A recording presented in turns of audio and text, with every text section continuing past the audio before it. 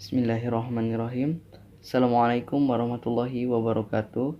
Baiklah, pada kesempatan kali ini kami kelompok 8 akan menjelaskan materi tentang pengembangan variasi mengajar. Pertama-tama, perkenalkan, nama saya Mulia Budi Wijaya, NIM 1830202254. Pada kesempatan kali ini saya akan menjelaskan tentang pengertian pengembangan variasi mengajar. Yang pertama itu pengertian pengembangan.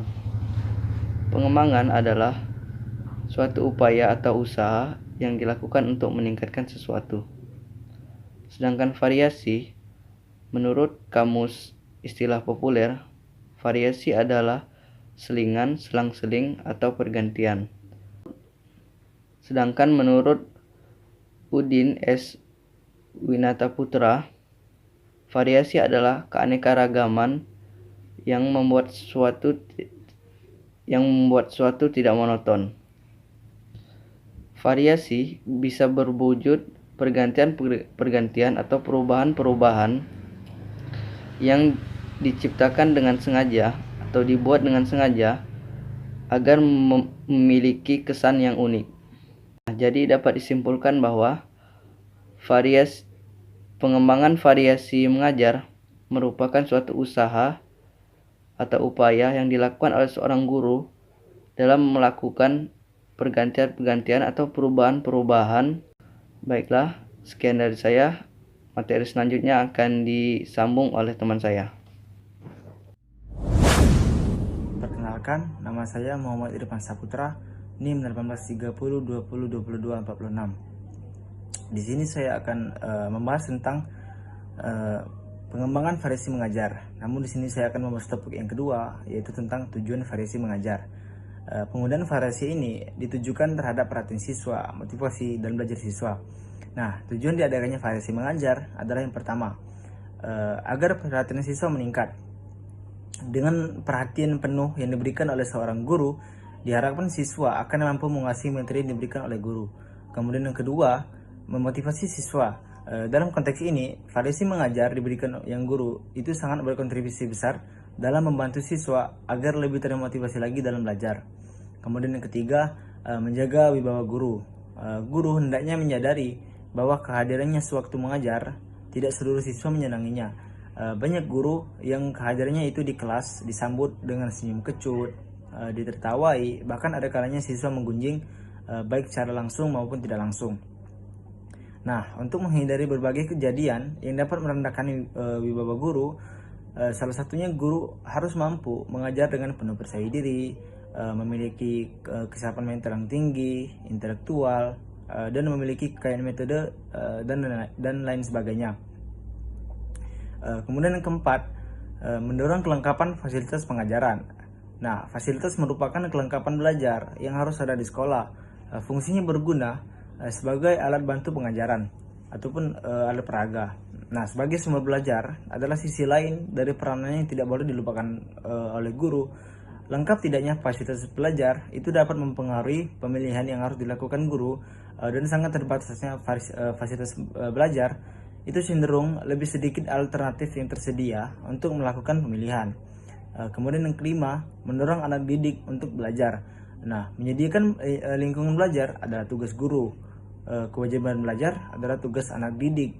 Kedua kegiatan ini menyatu dalam sebuah interaksi pengajaran yang disebut sebagai interaksi edukatif. Lingkungan pengajaran yang kondusif adalah lingkungan yang mampu mendorong anak didik untuk selalu belajar hingga berakhirnya kegiatan belajar mengajar. Nah, itu saja yang dapat saya jelaskan. Lebih dan kurang saya mohon maaf, kepada Allah saya mohon ampun. Saya ucapkan terima kasih. Assalamualaikum warahmatullahi wabarakatuh. Baiklah, saya Maulida Faryani, NIM 1830202236. Di sini saya akan melanjutkan pembahasan pada materi selanjutnya, yaitu mengenai prinsip-prinsip atau kearifan variasi mengajar. Penggunaan variasi mengajar harus tersusun berdasarkan rencana yang jelas yang didasarkan pada tujuan pendidikan.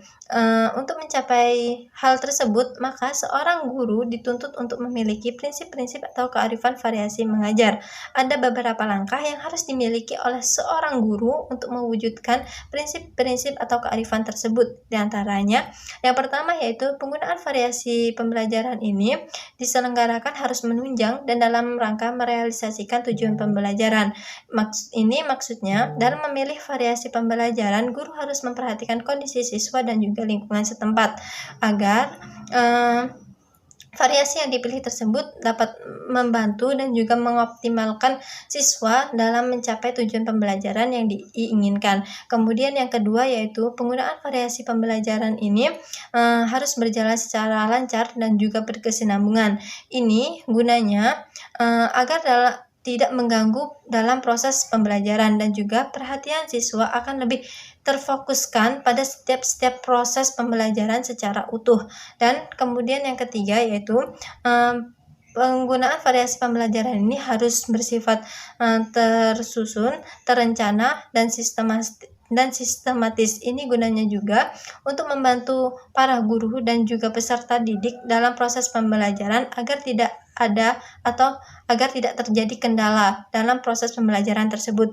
Kemudian yang terakhir yaitu penggunaan variasi pembelajaran ini harus berjalan secara luas atau tidak kaku, sehingga kehadiran variasi pembelajaran tersebut lebih mengoptimalkan dalam kegiatan pembelajaran.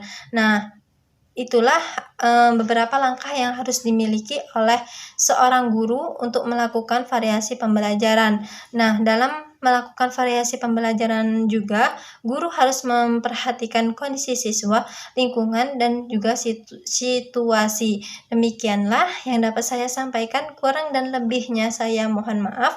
Materi selanjutnya akan disampaikan oleh teman saya. Bismillahirrahmanirrahim. Saya sebagai pemateri terakhir, saya akan melanjutkan pembahasan yang telah dijelaskan oleh teman-teman saya tadi. Sebelumnya perkenalkan, saya Maya Syafitri, NIM 1830202237. Baiklah, saya akan membahas mengenai komponen variasi mengajar. Komponen variasi mengajar terbagi menjadi 3. Pertama, variasi gaya mengajar, variasi media dan bahan, serta variasi interaksi. Pertama, variasi gaya mengajar. Variasi gaya mengajar ini yaitu variasi yang dilakukan oleh pendidik, yaitu dengan cara memberikan intonasi kepada kata-kata yang penting dalam pengajarannya, atau melakukan gesturing, pindah tempat dalam proses pembelajaran, melakukan mimik wajah, dan lain sebagainya. Yang kedua yaitu variasi media dan bahan. Variasi media dan bahan juga terbagi menjadi 3. Pertama, media yang dapat didengar, media taktil, dan media yang dapat dipandang. Media yang dapat didengar seperti rekaman-rekaman suara atau yang berkaitan dengan pembelajaran. Media yang dapat dilihat seperti gambar-gambar, dan gambar-gambar juga yang dapat berkaitan dengan pembelajaran. Dan media taktil yaitu media yang melibatkan peserta didik, yang mana peserta didik dapat menyentuh atau memanipulasi media tersebut. Jadi yang ketiga yaitu variasi interaksi. Nah, variasi interaksi ini adalah terbagi menjadi 2, variasi interaksi di kelas yang didominasi oleh guru atau didominasi oleh siswa. Guru dapat menggunakan kedua variasi ini atau dikombinasikan untuk mengurangi kebosanan dalam proses pembelajaran. Nah, jadi sebagai pendidik, keterampilan dalam mengajar kita haruslah dibutuhkannya variasi. Jadi, seiring dengan perkembangan zaman, proses belajar mengajar pada siswa juga semakin meningkat atau mengalami kemajuan. Oleh karena itu, pendidik harus kreativitas dalam mengembangkan variasi-variasi mengajar tadi, agar sesuai dengan perkembangan zaman, memenuhi kebutuhan-kebutuhan peserta didik, memenuhi atau menutupi kelemahan dari pendidik, dan untuk mempermudah mencapai tujuan pembelajaran. Baiklah, inilah mungkin yang dapat kelompok kami sampaikan. Lebih dan kurangnya saya mohon maaf. Kami mohon maaf kepada Allah, kita sama-sama mohon ampun. Akhirul kalam, wassalamualaikum warahmatullahi wabarakatuh.